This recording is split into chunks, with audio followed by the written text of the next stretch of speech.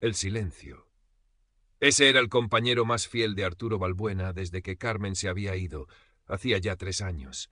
Un silencio denso que se adhería a las paredes del piso en la calle Alfonso de Zaragoza como el polvo a los muebles que ella tanto cuidaba. A sus 72 años, Arturo, un hombre que había dedicado su vida a la pulcritud de los números como contable, se encontraba ahora navegando la imprecisión de los días vacíos. Su hija, Elena, con la mejor de las intenciones y para que pudiera ver crecer a los nietos, le había configurado un perfil en Caralibro, ese universo digital que a él se le antojaba tan vasto como incomprensible. Lo usaba poco, torpemente, apenas para dar un me gusta a las fotos de Sofía y Mateo, sus nietos, pequeños soles lejanos en Huesca. Una tarde de otoño, mientras el cierzo ululaba en el exterior con su lamento milenario, una notificación parpadeó en la pantalla de la tableta. Sofía Méndez te ha enviado una solicitud de amistad. El nombre le sonó vagamente musical. Curioso, abrió el perfil. Las fotos mostraban a una mujer de unos 55 años, elegante, con una sonrisa cálida y una mirada que Arturo interpretó como inteligente y sensible. Decía ser española, de Zaragoza también, aunque actualmente residía en Buenos Aires. Entre sus intereses figuraban la música clásica, la literatura y el arte, aficiones que él había compartido con Carmen. Sintió un pellizco de algo parecido a la intriga, una emoción casi olvidada. ¿Quién sería? Quizás alguien que conoció a Carmen o una antigua vecina. Con una mezcla de aprensión y una incipiente, minúscula esperanza, pulsó aceptar. Al poco rato, un nuevo aviso. Un mensaje. Hola Arturo, soy Sofía. Gracias por aceptar. Vi tu perfil entre las personas que quizás conozcas y algo me impulsó a saludarte. ¿Eres el Arturo Balbuena que vivía cerca del Mercado Central? Disculpa si me equivoco. Arturo releyó el mensaje varias veces. No recordaba a ninguna Sofía Méndez del mercado, pero la calidez del texto lo desarmó. Tecleó con sus dedos algo artríticos, borrando y reescribiendo varias veces antes de enviar una respuesta escueta, confirmando que sí, que él era ese Arturo, aunque ya no vivía por aquella zona. Así comenzaron. Conversaciones esporádicas al principio que pronto se volvieron un ritual diario. Sofía era una conversadora exquisita, sabía escuchar, o al menos eso parecía a través de la pantalla. Le preguntaba por su día, por sus paseos por la ribera del Ebro, por sus recuerdos de Carmen, que él desgranaba con una mezcla de dolor y dulce nostalgia. Ella, a su vez, le contaba de su vida en Buenos Aires, una ciudad que Arturo solo conocía por los tangos de Gardel. Le habló de su viudez, de su trabajo como traductora freelance, de su pasión por los mismos libros que a él le habían consolado en tantas ocasiones. Compartían enlaces a piezas de Mozart o Falla, comentaban artículos de prensa. Arturo se sentía rejuvenecer. Esa pequeña luz en la pantalla era un faro en su océano de soledad. Esperaba con ansia sus mensajes. El sonido de la notificación era música para sus oídos. Elena notó el cambio. «Papá, te veo más animado últimamente», le dijo un domingo, mientras comían en su casa. «Hasta te ríes más». Arturo sonrió, un gesto que se había vuelto infrecuente. «Es que he hecho una amiga nueva, por el Caralibro. Una señora muy culta, de Zaragoza, pero que vive en Argentina». Elena arqueó una ceja entre sorprendida y complacida. «Anda, pues me alegro, papá. A ver si así te distraes un poco». Pero Arturo no solo se distraía, se estaba ilusionando. Sofía había comenzado a usar expresiones cariñosas. «Eres un sol, Arturo. Qué bien me entiendes, cielo. Siento como si te conociera de toda la vida». Palabras que caían en el alma sedienta de Arturo como lluvia en tierra reseca. Nunca, desde Carmen, nadie le había hablado con tanta ternura. Un día, a mediados del segundo mes de sus conversaciones diarias, Sofía le escribió con un tono diferente, teñido de preocupación. «Arturo, cariño, no quisiera preocuparte, pero hoy estoy un poco baja de moral. Mi madre, que ya sabes que es mayorcita y vive conmigo, no se encuentra bien. El médico ha venido y dice que necesita unas pruebas urgentes, y aquí la sanidad pública, ya sabes, es lenta y a veces deficiente para estas cosas». Arturo sintió una punzada de angustia. Se imaginó a Sofía, tan sensible, tan buena, agobiada al otro lado del mundo. «Sofía, querida, ¿qué puedo hacer? ¿Necesitas algo?», tecleó con premura. Ella tardó en responder. «No, Arturo, de verdad, no podría pedirte nada. Es solo que me siento tan sola con estos problemas. Eres el único con quien puedo desahogarme así». Pero Arturo insistió. La idea de que Sofía sufriera y él no hiciera nada le resultaba insoportable. Finalmente, ella confesó que las pruebas y unos medicamentos iniciales costaban unos 500 euros, una cantidad que en ese momento, con unos pagos de traducción retrasados, se le hacía cuesta arriba. «Solo si es un préstamo, Arturo. Te lo devolveré en cuanto cobre. Te lo prometo por lo más sagrado», escribió ella. Arturo no lo dudó. Había recibido una pequeña herencia de la venta de un solar familiar en el pueblo, un dinero que guardaba para imprevistos o para ayudar a sus nietos. 500 euros no le supondrían un gran trastorno. Con Sofía guiándole pacientemente a través de los pasos de una transferencia internacional online, algo que nunca había hecho, envió el dinero. Sintió una oleada de satisfacción, la de haber podido ayudar a alguien que se había convertido, en apenas unas semanas, en una persona fundamental en su vida. «Gracias, Arturo, mi vida. No sé qué haría sin ti». «Eres mi ángel guardián», fue la respuesta de Sofía, acompañada de múltiples emoticonos de corazones y flores. Arturo sonrió a la pantalla. Se sentía bien, útil, querido. Las semanas siguientes fueron una continuación de esa luna de miel virtual, ahora con un lazo adicional, el de la gratitud de Sofía y la secreta satisfacción de Arturo. Pero la tranquilidad duró poco. Unas 3 semanas después llegó la segunda crisis. La madre de Sofía había empeorado, o eso decía. Necesitaba un tratamiento más complejo, una posible hospitalización corta en una clínica privada, porque la pública no tiene medios. Esta vez la cifra era mayor, 1.500 euros. Arturo sintió un nudo en el estómago. Ya era más dinero. Pero ¿cómo negarse? Sofía estaba desesperada. Le enviaba mensajes desgarradores. Hablaba de su impotencia, de su miedo. «Si le pasara algo a mi madre por no poder pagar esto, Arturo, no me lo perdonaría jamás. Y sé que tú tampoco querrías eso para mí». El contable que Arturo llevaba dentro dio una voz de alarma, muy leve, casi inaudible bajo el estruendo de sus emociones, pero la desterró rápidamente. Carmen siempre había dicho que él era demasiado bueno, demasiado confiado. Quizás tenía razón, pero Sofía no era una extraña, era Sofía. Volvió a ser una transferencia. A partir de ahí, las emergencias se encadenaron con una regularidad alarmante. Un problema con la tubería principal de la vieja casa en Buenos Aires que amenazaba con inundarlo todo y que requería una reparación costosísima e inmediata. Luego, una supuesta deuda olvidada de su difunto marido que los usureros amenazaban con cobrar de malas maneras si no se saldaba ya. Cada nueva petición venía envuelta en una narrativa de angustia creciente, de mala suerte inexplicable, pero siempre con un rayo de esperanza. Si superaban este obstáculo, todo mejoraría, y siempre la promesa de un futuro juntos. «En cuanto solucionemos esto, Arturo de mi alma, empezaré a mirar billetes para ir a Zaragoza. Qué ganas tengo de abrazarte, de pasear contigo por esa ribera del Ebro de la que tanto me hablas». Arturo se aferraba a esa promesa como a un clavo ardiendo. Ya había dispuesto de casi la mitad de su herencia. Su comportamiento cambió de forma más notable. Pasaba horas encerrado con la tableta. Cuando Elena lo llamaba o lo visitaba, se mostraba distraído, a veces irritable si ella le hacía demasiadas preguntas sobre su amiga argentina. Dejó de ir a las partidas de mus con Javier y sus otros amigos del centro de día. Si Javier le preguntaba, ponía excusas vagas. «Arturo, te veo muy cambiado», le dijo Javier un día, encontrándoselo por casualidad en el mercado. «Ya no vienes a jugar. ¿Estás bien? Pareces preocupado». «No es nada, Javier. Cosas mías. Ya sabes, la edad no perdona», mintió Arturo, sintiéndose miserable por ello. Sofía le había advertido sutilmente. «Hay gente envidiosa, Arturo. Gente que no entiende una conexión tan especial como la nuestra. Lo mejor es que guardemos lo nuestro para nosotros, hasta que pueda estar allí contigo». Y Arturo, en su ceguera voluntaria, le hizo caso. Se estaba aislando, cavando su propia trinchera emocional, con la única compañía de una imagen en una pantalla y unas palabras que eran puro veneno dulce. Llegó el invierno a Zaragoza. El cierzo azotaba con más saña y los días eran cortos y grises. Arturo había enviado ya cerca de 15.000 euros. Solo le quedaba una pequeña parte de sus ahorros. La ansiedad era una compañera constante, pero la esperanza que le infundía Sofía lograba, a duras penas, mantenerla a raya. Entonces Sofía le escribió con una excitación febril. «Arturo, cariño, tengo noticias maravillosas. He encontrado una manera de solucionar muchos de nuestros problemas y, lo más importante, de poder reunirnos por fin. Un amigo de confianza me ha hablado de una inversión inmobiliaria aquí en Buenos Aires, algo muy seguro y con un retorno rápido. Con una pequeña aportación ahora, en unos meses podríamos duplicarla.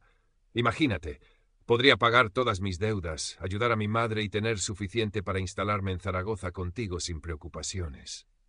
La pequeña aportación eran 10.000 euros. El estómago de Arturo se encogió hasta doler. 10.000 euros. Era prácticamente todo lo que le quedaba. Miró la pantalla, las palabras de Sofía brillando con una promesa casi tangible. ¿Duplicarlo? ¿Un futuro sin preocupaciones con ella a su lado? La tentación era enorme. El contable en él gritó esta vez, una alarma ensordecedora. Esto no tenía sentido. Era demasiado bueno para ser verdad. Pero la voz de Sofía, la voz que había aprendido a anhelar, susurró en su mente. Confía en mí, Arturo. ¿No hemos superado tantas cosas juntos?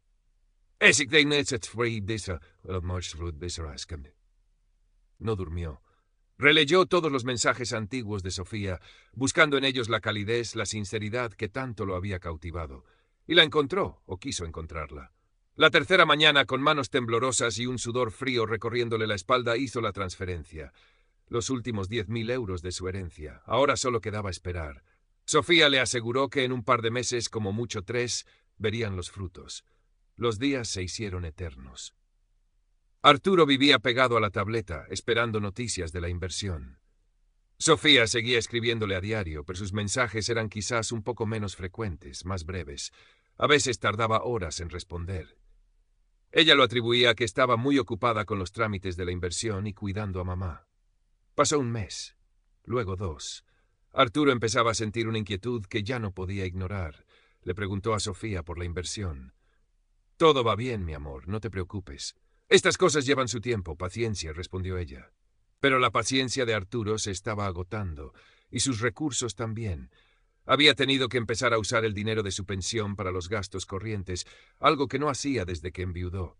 Una tarde Elena fue a visitarlo y lo encontró más delgado, con ojeras profundas. «Papá, ¿estás seguro de que estás bien? No tienes buen aspecto. Y el otro día vi que habías sacado bastante dinero de la cuenta de la pensión. ¿Pasa algo?» Arturo intentó restarle importancia, pero la preocupación genuina en los ojos de su hija lo desarmó. Estuvo a punto de confesarlo todo, pero la vergüenza lo atenazó. ¿Cómo decirle a Elena que había sido tan estúpido, que había regalado los ahorros de toda una vida a una desconocida de Internet? «No es nada, hija. Unos gastos imprevistos. Ya sabes, la caldera que me dio problemas». Elena no pareció muy convencida, pero no insistió. Sin embargo, antes de irse, le dijo: «Papá, sabes que puedes confiar en mí para lo que sea, ¿verdad? Si tienes algún problema, dímelo». Esas palabras resonaron en Arturo durante días. La duda se hizo más fuerte. ¿Y si Elena tenía razón? ¿Y si algo andaba terriblemente mal? Se armó de valor y le escribió a Sofía un mensaje más directo. «Sofía, necesito saber qué pasa con la inversión. Han pasado casi 3 meses. Dijiste que tendríamos noticias». La respuesta de Sofía tardó casi un día en llegar, y cuando lo hizo el tono era diferente, más frío, casi distante. «Arturo, te he dicho que tengas paciencia. Estas cosas son complejas. Si sigues presionándome así, me voy a poner muy nerviosa y eso no ayuda. Confía en mí, por favor. Confía en mí». Esas palabras que antes le daban consuelo, ahora le sonaban huecas, casi amenazantes. El miedo, un miedo real y paralizante, comenzó a apoderarse de él. Decidió hacer algo que nunca se había atrevido, buscar en Internet. Tecleó Sofía Méndez, traductora, Buenos Aires. No apareció nada relevante. Tecleó estafas románticas Argentina-España. Los resultados lo dejaron helado. Historias muy parecidas a la suya. Perfiles falsos, promesas de amor eterno, peticiones de dinero para emergencias inventadas, inversiones fraudulentas. Con el corazón latiéndole desbocado, volvió al perfil de Sofía en Cara Libro. Miró sus fotos con otros ojos. ¿Esa sonrisa era realmente cálida o una máscara bien estudiada? Hizo clic derecho sobre una de las fotos, una en la que Sofía parecía especialmente elegante, y seleccionó Buscar imagen en Google. Los resultados aparecieron en segundos. La misma foto, pero no era Sofía Méndez. La imagen pertenecía al perfil de una psicóloga chilena, con su nombre real y su clínica. Había artículos sobre ella, entrevistas, nada que ver con la historia que Sofía le había contado. Arturo sintió que el suelo desaparecía bajo sus pies. Un sudor frío lo empapó. Miró la pantalla, la imagen de la sonriente desconocida que le había robado no solo su dinero, sino también sus últimas esperanzas. Cada palabra de afecto, cada promesa, cada confidencia, una farsa cruel y elaborada. La rabia lo invadió primero, una rabia impotente. Luego, una tristeza tan profunda que amenazaba con ahogarlo. Y finalmente la vergüenza, una vergüenza aplastante, humillante. ¿Cómo había podido ser tan ciego, tan ingenuo, tan rematadamente estúpido? Él, Arturo Balbuena, el contable meticuloso, el hombre prudente. Con dedos que apenas obedecían, escribió un último mensaje a Sofía. «Eres una ladrona. Lo sé todo. Has estado mintiéndome todo este tiempo». No esperaba respuesta, y no la hubo. Intentó entrar de nuevo a su perfil. Ya no existía. Lo había bloqueado o había desaparecido como un fantasma digital. Se quedó mirando la pantalla vacía, el reflejo de su propio rostro demacrado, devolviéndole la mirada. Estaba solo, más solo que nunca, y arruinado. No supo cuánto tiempo permaneció así. El sonido del timbre lo sobresaltó. Era Elena. Venía a traerle la compra de la semana, como hacía a veces. Cuando vio la cara de su padre, supo que algo terrible había ocurrido. Arturo no pudo más. Se derrumbó. Entre sollozos ahogados, con frases entrecortadas, le contó todo. La amistad online, la ilusión, las promesas, las emergencias, el dinero enviado, el terrible descubrimiento. Elena lo escuchó en silencio, el color abandonando su rostro a medida que la historia avanzaba. Cuando Arturo terminó, exhausto y avergonzado hasta las lágrimas, ella no lo regañó. No hubo reproches, solo un abrazo. Un abrazo fuerte, protector, como los que él le daba cuando era niña y tenía pesadillas. «Tranquilo, papá. Tranquilo», murmuró ella acariciándole el pelo canoso. «Vamos a ver qué podemos hacer». Fueron a la comisaría al día siguiente. El agente que los atendió escuchó la historia con profesionalidad, pero sin ocultar el pesimismo. Estas estafas eran, por desgracia, muy comunes. El dinero transferido a cuentas en el extranjero era prácticamente irrecuperable. Los estafadores, operando desde lugares remotos con identidades falsas, eran casi imposibles de rastrear. Aún así, tomaron la denuncia. Los días siguientes fueron un infierno para Arturo. La vergüenza lo consumía, evitaba salir a la calle, apenas comía. Se sentía un anciano ridículo, un hazmerreír. Elena intentaba animarlo, lo visitaba a diario, le preparaba la comida. Javier también apareció, alertado por Elena. Le dio un abrazo torpe y le dijo: «Amigo, estas cosas le pueden pasar a cualquiera. No te culpes». Pero Arturo se culpaba. Se había dejado engañar como un niño. Había traicionado la memoria de Carmen, dilapidando el dinero que tanto les había costado ahorrar, y sobre todo había perdido la poca confianza que le quedaba en sí mismo y en la bondad de la gente. Una tarde, mientras Elena estaba con él en el salón, tratando de que viera una película para distraerse, el teléfono de Arturo sonó. Un número desconocido. Dudó en contestar. «Cógelo, papá». «Podría ser importante», dijo Elena. Arturo descolgó. «Dígame». Una voz joven, con un ligero acento extranjero, preguntó por Sofía Méndez. Dijo que eran de una empresa de mensajería, que tenían un paquete para ella, una devolución de una tienda online. Le habían dado ese número como contacto alternativo. Arturo sintió un escalofrío. Sofía había usado su número. Se lo dijo a Elena en voz baja. Elena le quitó el teléfono. «Disculpe, ¿de qué tienda es la devolución? ¿Y a qué dirección intentaron entregar el paquete?» La información que obtuvo el mensajero era vaga, pero apuntaba a una dirección de reenvío de paquetería en una ciudad costera del Levante español. Parecía que Sofía, o quienquiera que fuese, no solo operaba desde el extranjero, sino que también tenía algún tipo de infraestructura, por precaria que fuera, en España para recibir bienes físicos, quizás comprados con tarjetas robadas o dinero de otras estafas. No sirvió de mucho para recuperar el dinero de Arturo, pero fue una pequeña pieza más en el rompecabezas, una confirmación de la red de engaños. La vida de Arturo no volvió a ser la misma. El dinero perdido era irrecuperable, un golpe duro para su modesta jubilación.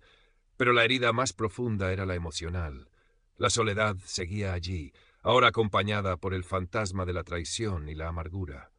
Sin embargo, lentamente, muy lentamente, con el apoyo incansable de Elena y la lealtad de Javier, Arturo comenzó a encontrar un nuevo equilibrio. No recuperó la alegría despreocupada que había sentido brevemente durante su romance con Sofía, pero sí una cierta serenidad resignada. Siguió usando la tableta, pero ahora solo para leer las noticias, ver documentales y, por supuesto, para ver las fotos de sus nietos. Las solicitudes de amistad de desconocidos las ignoraba sistemáticamente.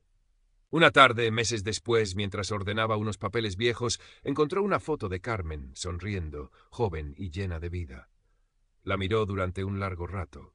El dolor seguía ahí, pero también el recuerdo del amor verdadero, el que no se basaba en mentiras ni en pantallas, sino en años de vida compartida. Cogió el teléfono y llamó a Elena. «Hija, ¿te apetece que vayamos a pasear por la ribera esta tarde? Hace buen día». Elena sonrió al otro lado de la línea. «Claro que sí, papá. Me apetece mucho». Arturo colgó y miró por la ventana. El sol de la tarde se filtraba entre los edificios, tiñendo de oro las calles de Zaragoza. El cierzo ya no sonaba tan lúgubre. Quizás, solo quizás, aún quedaban tardes por vivir, conversaciones reales por tener y pequeños gestos de afecto sincero que ninguna estafa virtual podría arrebatarle del todo. El camino sería largo, pero ya no estaba completamente solo en él.